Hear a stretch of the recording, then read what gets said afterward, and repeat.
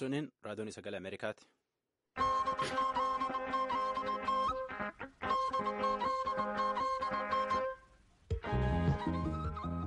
Sagantaa raadiyoon sagalee Ameerikaa wixata haga jimaataatti galgal sa'aatii 2 akka haga sa'aatii 3 meetirabaandii 1921 fi 25 irratti Waashingtan DC irra sanii dabarsinu kaarraa kun ammaantan jalqabna.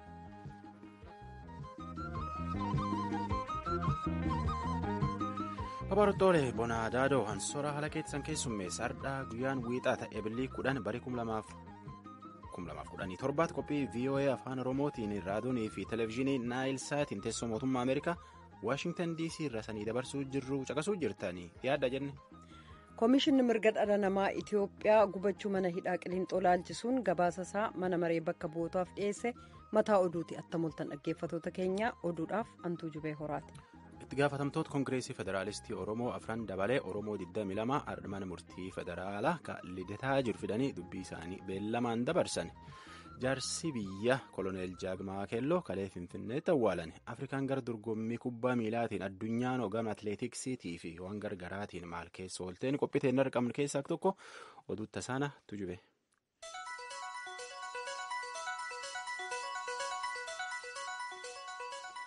Hagayya bara 2008 mana hidhaa Qiliinxoorra gubannaa ga'eef miseensonni bulchiinsa mana hidhaa sana akka itti gaafataman koomishinni mirga namummaa Itiyoophiyaa mana maree bakka bu'oota Itiyoophiyaaf koree dhaabbataa kan dhimmootii bulchiinsa murtii haqaaf gabaasa dhiyeessee jira. Sababa dhibee garaa baasaaf hanqisaa ariifachiisaan kan ka'e nyaati alaa ol seenuun hin danda'amu maqaa jedhuun murtii mana hidhaa sanaan kanneen mufatan hidhamtoonni hokkara kaasan ittiin ka'umsa godhachuudhaan laayitarii yookaan kan ibidda ittiin qabsiisaniif alaa seeneen ibiddi sun ka'uu gabaasichi tuqee jira.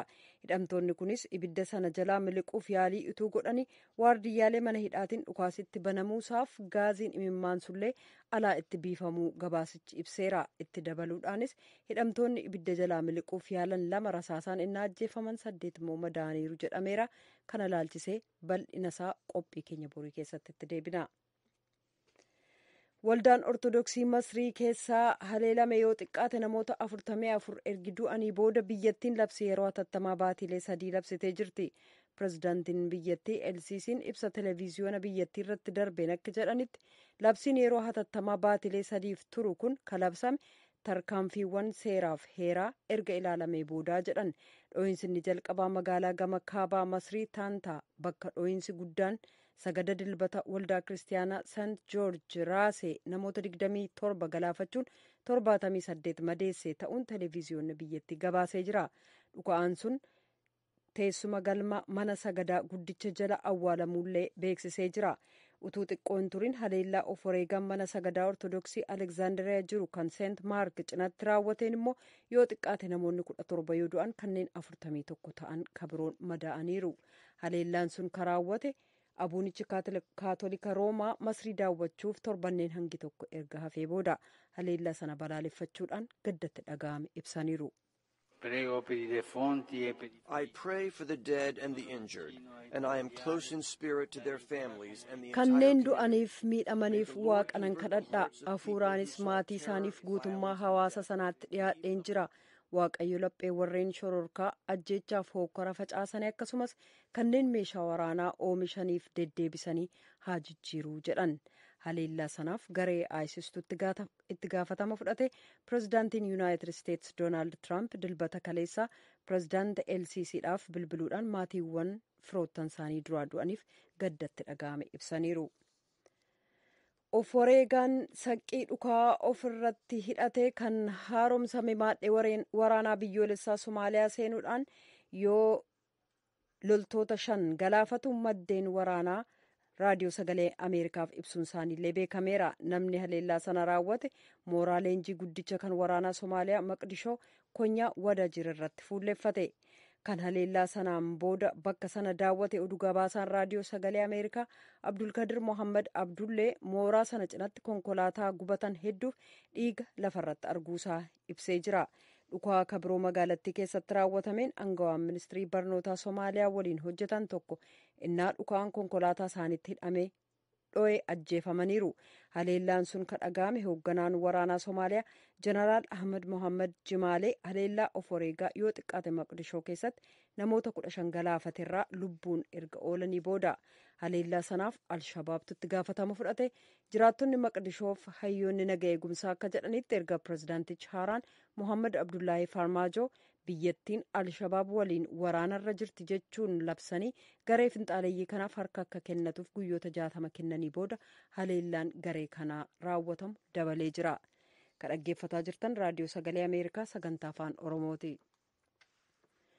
Ministiriin dhimma alaa Yuunaayitid Isteetsi Reeks Tiilersan hoogganoonni addunyaa haleellaa misaayilaa Yuunaayitid Isteetsi torban darbe Siiriyaa irratti raawwatte akka deeggaran abdachuudhaan cichi Yuunaayitid Isteetsi haaraan weerartoota kanneen lammii isaanii irratti haleellaa raawwatan dura dhaabbachuudha jechuun waadaa seenan. Tiilersan ministeerota dhimma alaa kan biyyoota G7 kanneen xaaliyaanii keessatti wal ga'uudhaan ganda Tuuskaan keessa akka jiru awwaala siiviilota 500 ol ta'an kan yeroo waraana addunyaa lammataa naaziidhaan dhumaniirra daraaraa kaa'anitti ture. Erga Damaaskas haleellaa meeshaa keemikaalaa siiviilota haleelee hedduu ajjeesee kaan immoo madeessee booda haleellaa samiirraan kan haaloo ba'iinsaa Ameerikaan Siiriyaa keessatti geggeessitillee tuqanii jiran. Addunyaa isa kamiinuu keessatti kanneen yakka farra namoomaa raawwatan dura dhaabbachuuf cicha qabaachuu keenya irra deebi'uun beeksifnaa jedhan Tiilersan. Dippiloomatiin Yuunaayitid Isteetsi ijoon kun ministeera dhimma alaa Raashaa Sergey Laavrov waliin waa'ee Mooskoon pirezidantii Siiriyaa Bashaar al-Asaadiin deeggaruu ishee ilaalchisee torban kana gara booda gamasitti ituun imaliin dura yeroo jalqabaaf hoogganoota biyyoota dinagdeen badhaadhanii waliin wal arganii jiran. Abbaan murtii mana murtii muumichaa Yuunaayitid Isteetsi Antooniin Iskaaliyaa du'aan boqotanii baatilee 14 booda mana murtichaa bakka duwwaa ture tokko guutuudhaan Niil Goorsaash irbuu seenuun bakka sana qabatanii jiran. Abbaan murtii haarawaan kun sirnawwan adda addaa lamarratti sirna hirbuu seenuu raawwataniiru. Inni jalqabaa mana murtii olaanaa keessatti dhuunfaadhaan hoogganaa gameessa mana murtichaa Joon Roobertsin ennaa ta'u boodarra immoo Waayit Haawus keessatti sirna qophaa'e irratti abbaa murtii Antoonii Keenedii kakachiisuudhaan hirbuu seenanii jiran. Pireezidaanti Tiraampiif ittaanaan isaanii Maayik Peensi sirna sanarratti argamaniiru. Goorsaash erga hirbuu seenanii booda amanamummaadhaan seera olaanaa biyyattii kata'e heera biyyattii katajaajilan ta'uu dubbatan. Riippaabilikaanota keessaa 11 mana murtii olaanaa iyyannaa federaalaaf kan hojjetan filatamuu Goorsaash kan morme hin jiru. Deemokiraatota keessaa 3 mirkaneeffamuu isaanii deeggaraniiru. Pireezidaantiin Yuunaayitid Isteetsi Doonaald Tiraamp doorsisa meeshaa niwukilaraa Kooriyaa kaabaa akka dhabamsiisaniif carraa akka kennamuuf aangawoota gaafatan jechuudhaan gorsaan nageegumsaa biyyoolessaa Maakmaaster kaleessa dubbataniiru. Maakmaaster yaada kana kan kennan dooniiwwan waraanaa hedduun kanneen xayyaara waraanaa baatan gara odolattii Kooriyaatti imalaa jiranitti dhaabbata oduu Fox jedhamuuf ibsa kennaniin ture. Murtiin kunis dantaa Yuunaayitid Isteetsi kan Paasifikii gama dhiyaaf of eeggachuuf akka ta'e illee dubbataniiru. Dubbi himaan ministirii Kooriyaa kibbaa kaleessa ibsa kennaniin akka jedhanitti bobbaafamuun doonii USS Carl Vinson jedhamu gamasitti kan bobbaafamaniif haala hamtuu odolattii keessaaf deebii kennuuf jecha. Haleellaa shororkeessotaa konkolaataa tuuristootaa irratti jimaata darbe raawwatee namoota 4 galaafate kanneen 15 madaa'uuf sababaa ta'e ilaalchisuun kanneen miidhaan irra ga'e yaadachuuf Swiidin har'a battala calliinsaa qabaattee jirti. Kan umriin waggaa 39 hidda dhalata Uzbeek deeggaraa garee finxaaleeyyii kan konkolaataa hatame jamaa suuqii Stookholm keessaa tokkotti oofuusaa shakkamee to'annaa jala oolee jira. Lammiiwwan Swiidinii 1,000 lakkaa'aman jaalala waliif qaban mul'isuuf jecha kaleessa Stookholm keessatti wal ga'anii sodaan nu mo'atu shororkaan injifachuu hin danda'u jechuudhaan bulchaa akka ta'an Kaariin Waangaard uummata 50,000 ta'uuf bakka sanatti walga'iif haasaa dhageessisaniiru. Dubartiin tokko sodaadhaan utuu hin taane jaalalaan deebii kennina barreeffama jedhullee qabatanii turan. Waayit Haawus keessattis pireezidaanti Doonaald Tiraamp muummicha ministeeraa Swiidinii Steefaan Loofveen telefoonaan akka ibsanitti kanneen ajjeefamaniif maatii isaaniif gaddatti dhaga'ame ibsaniiru. Oduun ammaaf qabnu kanuma.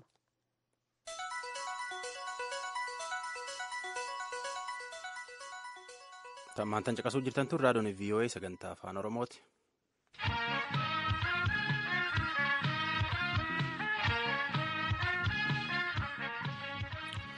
itti gaafatamtoota koongireesii federaalistii oromoo afran dabale obbo Baqqalaa Garbaa dabalee jechuun oromoo 22 galmee obbo Gurmeessaa Ayyaanoo fa'aa jalatti himatanii ardmaan murtii olaanaa federaalaa kan lidetaa fidaniitiin dubbii isaanii ardhallee beellamaan dabarsan. Beellama har'a sila maaliif qabamee jechuun jaalanneen abuukaatoo isaanii obbo Wandimmuu Ibsaa dubbiche kuna. Dhimmichi kanadhaaf beellamamee fi siidii gara afaan hojii federaalaa isa afaan Amaariffaatitti akka jijjiiramee dhufu beellama isa dhumaa jedhanii siidii kana kan jijjiiru immoo EBC kan jedhamu Itoophiyaa Broadcasting Corporation kan jedhamutu akka jijjiiru taasifame. Televezyiiniidha miti? Televezyiinii Itoophiyaa akka hiikaa isa siidii san gara afaan Amaariffaatitti hiikee deemu dachi ajajee hatta Itoophiyaa televezyiiniin maal deebii kennaa tokkoffaa hojiin siidii kana hiikuun hojii badhaadha. Yeroo dheeraa nurraa fixata. Yeroo gabaabaa kana dandeenye isinii fiduu hin dandeenyu. Lammaffaa immoo qaamni seera qabeessa kan hiikaa afaanii danda'u dhaabbileen adda addaa waan jiraniif isaanitti fayyadamuu hin dandeessanii kan jedhu. Kana nuuf dubbisee maal jetta jedhee abbaa alangaa gaafate abbaan alangaadhaa. Rakkoon akkanaa jiraate beellama tokko naa kennatanii ta'ii afaan namoonni danda'u suqamee akka jijjiiramu kan jedhu yaada isaa kenne. Ilmoo abukaattotiin shakkamtoota maal jettan jedhanii wal duraa duubaanii abukaattotiin maal jenne tokkoffaa jalqabumatti himannaan kun yooma isaa qabu sanu siidiin kun afaan Ingiliffaa irraa afaan Oromiffaa irraa afaan manni murtee ittiin hojjetu afaan federaalaa waan jedhamu afaan Amaariffaa kanatti hiikamee gaafa siidiin caqasamu san inni hiikame sun harka keenya ga'ee harka abbaa murtii ga'ee. Jecha achirratti shakkamtootiin jette jedhan kan siidiin dubbatsaniif kana wal cinaa qabnee ilaaluu dandeenya. Abbaan alangaa himannaa kana poolisiin qoratee yoo itti dhiyeessu hiikkaa isaa beekee qorannoon poolisichaa kun himachiisuu danda'a kan jedhu tokko ijoon himannaadhaa qabatamaaf kan seeraan deeggaran. Lammaffaa deeggarsi ragaa namaa kan barreeffamaa jira jedhee kana laalee himannaa saaqa. Kana osoo hin godhin jalqabumattu manni murteessis ta'ee abbaan alangaallee cal jedhee kana fuudhuun dogongora kan jedhu yaada maddifnee kaafne keessattuu obbo Baqqalaa Garbaa abbaan alangaa waan ittiin kassasame odoo hin beekin akkamitti na kassase kan jedhu yaada qalbii namaa haaratu dubbate afaan Ingiliffaatiif afaan Amaariffaa abbaan alangaa hin beeku poolisichi hin beeku isa kana hiikee odoo hin beekin akkamitti Baqqalaa Garbaa asirratti kana dubbate jedhee odoo qabiyyee dubbii kootii san afaan ofii beekuun hin beekin na dhiyeessuun nama gaddisiisa kan jedhu kaafte lammata waggaa tokko jalqaba himannaa isaa yoo dhiyeessu hiikee afaan federaalaa wajjin dhiyeessine dhaddattillee kana irraa fuudhuun sirriin turre abbaan alangaatis kana godhuun sirriin turre achi asuu immoo akka dhimma kootii jedhee afaan adda addaa intarnaashinaalitti hiikuu danda'an kan seeraan hayyama qaban odoo jirani manni murteellee isaanii wajji rakkate hiikaa kana EBC yookiin immoo Itoophiyaa televezyiinitti erguunuu sirrii miti. Mannaan yoo laaqamu ragaa lamaa sadii mirkana. Tokko ragaa namaati, tokko ragaa barreeffamaati, sadaffaan immoo ragaa siidiiti. Mana murtiitti inni dhaga'amuu didee jedhame sun siidii gara biraa ture moo suma kana? Isuma kana kan siidii tokko Baqqalatu dubbate. Lachiinuu afaan Oromiffaatif Ingiliffaanillee ka Oromiffaa dhaga'amuu didee tafe kan bayyanaallee kan isaa wajji dhufe sirba adda addaatti jira weedduu adda addaa kan Oromoon uumamte haga ammaallee of durallee haga Oromoon jirtu sirbamu kun sirba ummataa jedhamu kanatu dhiyaataa duubarra garuu alaabaan adda addaa mallattoon adda addaan jira sirba kana duuba namoonni hin jirani. Isa kana hoggaa tokko ol kan ture kanatti abbaan alangaa itti quuqamee dhiyeessuun dirqama isaati. Abbaan alangaa cal jedheetuma dheengaddaa siidii kana yoo halaalamu jedhamu namichi afaan kana hiikuu dhufte dubartiidha. Dubartii yoo dhuftu nama Ingiliffaan akkana dubbatu kana asirratti danda'ee hiikuu hin danda'u yeroo naa kennaa jiru. Maarree siidii galgala itti kennanii akka caqaftu godhanii torbaan lamatti ji'a tokko ji'a lamatti hiikuu hin danda'anii turan ilaali. Itoophiyaa televezyiinii bira deemuun barbaachisu. Amma maaltu adda goonaanii gara EBC yookiin televezyiinii Itoophiyaatti geessan? Kanatu rakkoo ta'e karaan salphaan gara ETV'tti ergu wayya jedhee manni murteessis ta'e abbaan alangaatillee karaa kanaan ergame malee han ta'uu qabu laalila siidiin kun jalqabumaa afaan Amaariffaatitti hiikee dhiyeessuu qabu kan dirqama seeraa qabu abbaa alangaatiif abbaa alangaati. Addallee gaafannee manni murteellee maal jedhee dhugumattuu kun nu dura waan raawwatameef malee ammas munuu barbaachisaa miti jedhanii abbaan alangaa ta'e jedhee namoota shakkiidhaan waggaa tokko olidhe ragamti kunuu kan maal jedhu isaan beeku jechuudha. Maaliif afaan Oromiffaan beeku abbaan alangaa akka waan abbaan alangaa ragaa kana dhiyeeffachuu hin dandeenyeetti lakkoofne nurraa akka kufaa ta'eenyaa fi kanaga ammaa caqasamee biyyiniin akka nuu kennamu yookiin jala murteen akka nuu kennamu jennee gaafanne manni murteedhaa garuu kanas ta'e kaanillee kamsaa dhufu kanatti Itoophiyaa televizyiiniin waan ajaja mana murtee didee qaamaan dhufee akka ibsu. Lammata immoo namni biraa afaan kana hiikuu danda'u guyyaa kamsaa san dirqamatti akka dhiyaatu jedhanii kamsaa dhufu kanatti beellaman jechuudha. Obbo Wandimuu Ibsaa deebinuu laattaniif hedduu galatoomaa. Isinillee baay'ee galatoomaa.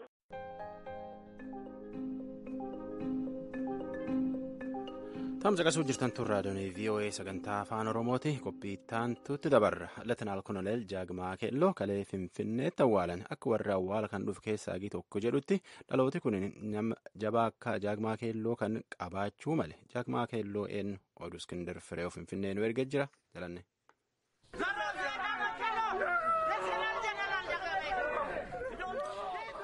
Waraanni Xaaliyaanii hanga funyaanitti hidhatee Itoophiyaa qabatee biyya weeraraa yeroo turetti kanneen muuxannoo waraanaa qaban biratti waan guddaa yeroo ta'e sanatti gara Shawaa Lixaa ka dhaga'ame dargaggeessi waggaa 15 kanneen biroo kan dadammaqse ture.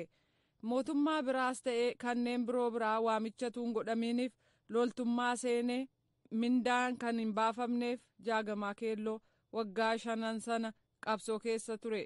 Seenaasaa itti dhiyeenyaan ka beekan jeneraal Waasiሁን ንጋቱ Jaagamaan goota jedhu.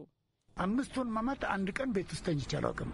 ውጭ ነው ከወንድሞቻቸው ሁለት ወንድማማች Waggootii 5 sana keessatti mana keessa buleen beeku obboleessota isaa keessaa 2 obboleettii isaa Leensaa jedhamtu kan abbaa warraa hiiktee Wallaggaa irraa deebite waliin duulee jedhan. Isheenis goota biraati ka jedhan jeneraal Waasiሁን booji'amnaan du'uu waan ta'eef barnoota ta'a jedhanii waggaa 5 guutuu mana keessan bulle jechuudhaan Jaagamaan dubbatee turee jedhu. Humna diinaa Addisaalam keessa riphee ture irratti hojii gootummaa Jaagamaan gaggeessan akka fakkeenyaatti dubbatan jeneraal Waasiሁን. Saba galለው 80 ማርከው 3500 መሳሪያ 70 ajjeesanii 80 booji'anii meeshaa waraanaa 3500 dhuunfatan. Kun isaaniin adda godha. Nuti barnoota duula waraanaa kan ammayyaa ka qabnullee kan gochuu hin dandeenye godhan. Kanaaf Jaagamaan nama addaati amanuuf nama rakkisaa jedhaniiru. Jaagamaan kan kana godhan ituu umriin isaanii 20 guutiin ture. Dajjaazmaach Garasuu Dhukii fi Raasmas Finsileshii wajjin akka duulan seenaa isaanii ni ibsa. Waraana Xaaliyaanii irratti injifannoon egaa argame boodas Jaagamaan ajajaa kumaa hoogganaa murna waraanaaf ajajaa waraanaa biyyoolessaa ta'uudhaan tajaajila kennaa turan. Sana booda ture muudama leetanaa jeneraal kan argatan. Badhaasa kabajaa adda addaa ka sadarkaa 3 argataniiru. Goota biyyaa ka ta'an kanatu sanbata kaleessaa kaatedraalii Sillaasee keessatti sirni awwaalcha isaanii gaggeeffame. Sirna awwaalcha kanarratti kan argaman keessaa tokko pireezidaantii Itoophiyaa duraanii Girmaa Waldagoorgis turan.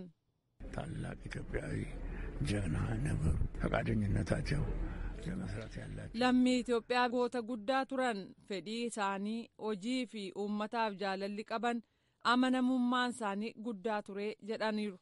Yuunivarsiitii keessatti barsiiftuu ka ta'an Muluu Salamoon Jaagamaa ibsuudhaaf walaloon gargaaraman. Kayika jaakama kayika kay muuxadhu hinduloomin muuxadhu kay hindaddabiin kay hindu'in kay muuxadhu kay mundu'in gootni hindu goota Oromiyaa leenca Itoophiyaa loonca Oromiyaa kayika qabika kayika. Jimaata darbe bitootessa 28 bara 2009 du'aan ka boqotan leetanaa jeneraal Jaagamaa Keelloo umriin isaanii 96 ture. Haadha warraaf ijoollee 6 qabu turan. Afaan yaa'iin mana marii bakka bu'oota Itoophiyaa obbo Abbaa Duulaa Gammadaa, pireezidaantii biyyattii duraanii obbo Girmaa Waldagiyoorgisiif kanneen biroon sirna awwaalcha isaanii kanarratti argamuu isaanii Iskindir Fireew Finfinneerraa gabaasee jira. Tammaan caqasuu jirtan tun raadiyoon VOA sagantaa afaan Oromooti qophii teennee jalqabnee gara daqiiqaa 19 yaa'uu jirra. Isanii biyyi jirtan ammoo galgala waariitti jirtan yaad qabdan nu barreessaa nu bilbila gar sirbaatti dabarra.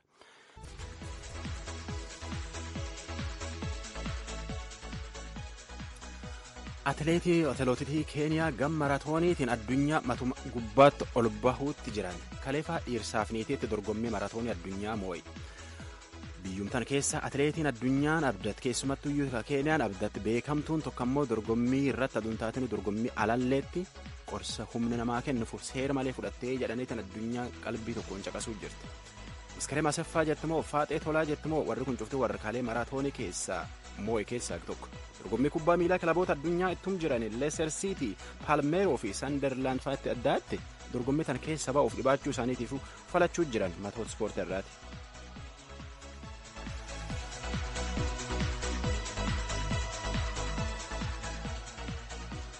kalee Paaris Faransaayitti namkum hedduutu dorgommii maraatoonii Paaris jedhanii fi karaatti baafate maraatoonii kiiloomeetirii 43 tan irratti atileetota keeniyaatti dhiirsaaf niitiin moo'e.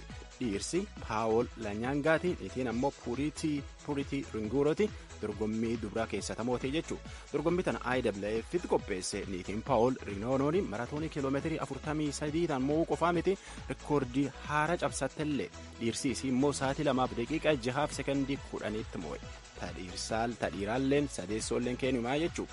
Stephen Champogiit dubartiin keessaa tokko hagi 3 warri baay'illeen keenyuma. Dhiirsi isii ganna 24ti isiin ammoo nama ganna 23 dorgommii tan irratti Itiyoophiyaan afreessoof shaneessoo taate. Rooterdaamitti dabarra atileetotii keeniyaa Maariis Kaamituutii fi Itiyoophiyaa Maskaree Masaffaatti tokkeessoo ta'e dorgommii Haanoover Jarmanii keessatti ammoo Alaan Kippoorootii Faaxee Tolaa tokkeessoo ta'e.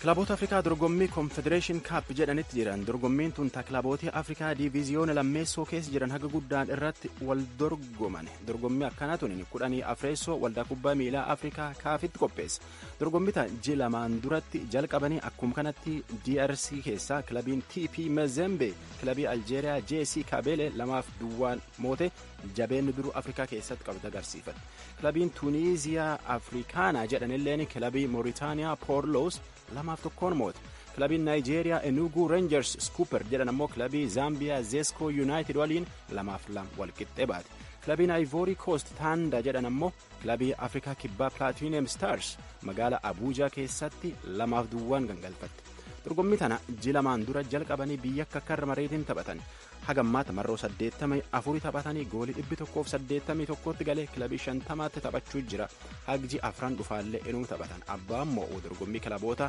duruu shaampiyoona ta'an taganne dabre shaampiyoona ta'anitti walitti maranii bara 2018 fi kilabootii shaampiyoona ta'an waliin taphatanii jechuudha. kubbaa miilaa keessaa Tuuniiziyaan maanaajer isii Henry Kapsirchi hojiirra buufatte jaarsi ganna 70 kana hagammaatti ganna hedduun duratti Poolaandiif taphachaa ba'e ganna lamaan dabran ammoo kilabii Tuuniiziyaa leenjisaa ba'e.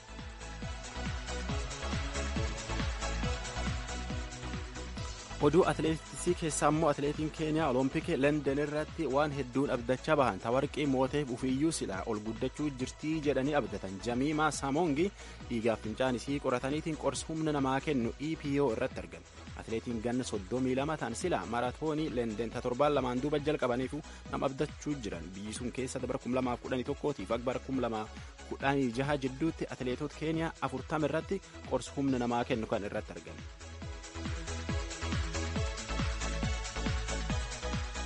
oduu kubbaa miilaa keessaa English Premier deebina dorgommii kilaboota Ingiliizii kilabootii 20 irratti taphachuu jiran Sunderland fi Leicester City dhahumdhaaniitiin xiqqum dorgommii tan keessaa iyyuu hin baasiin Leicester City gam kanaanii akkama jirti kaleellee Manchester United Sunderland 3-2 adabde Sunderland ammoo nama 10 taphachaa baatee Manchester ufumirraa iftifattee taatullee miila akka Ziltaan Ibrahimovic farraa dandamachuu hin dandeenye Ibrahimovic tapha kana atileetota tapha kanarralleetti goolii tokko galfatee jechuu barana qofa goolii 17 galfate namni kunin gamkaaniin ammoo achuma English Premier League keessaa kilabiin Everton takalee waliin tapha biyyisii taphatan torba moote kaleellee tapha kalee Leicester City waliin taphattellee 4-2 carraasii argachuu hin dandeenye goolii tanallee Romelu Lukaku keessa buuseef Leicester Cityin ammaan tan sadarkaa 10 tokkeessoo irra jirti akkuma jirtu kanatti English Premier League Chelsea tokkeessoo jirti sadarkaan jechuu Tottenham lammeessoo jirti Liverpool sadeessoo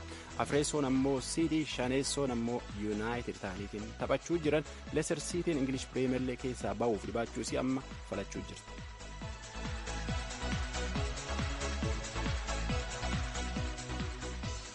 Gama kaaniin ammoo dorgommii kilaboota xaaliyaanaa tabaranaa siirii A dhumachuuf fagoon jirtu dorgommii kalee irratti Edin Zico baranaaf goolii isa 34 galfate akkuma akka Roomaa Bologna moottolche.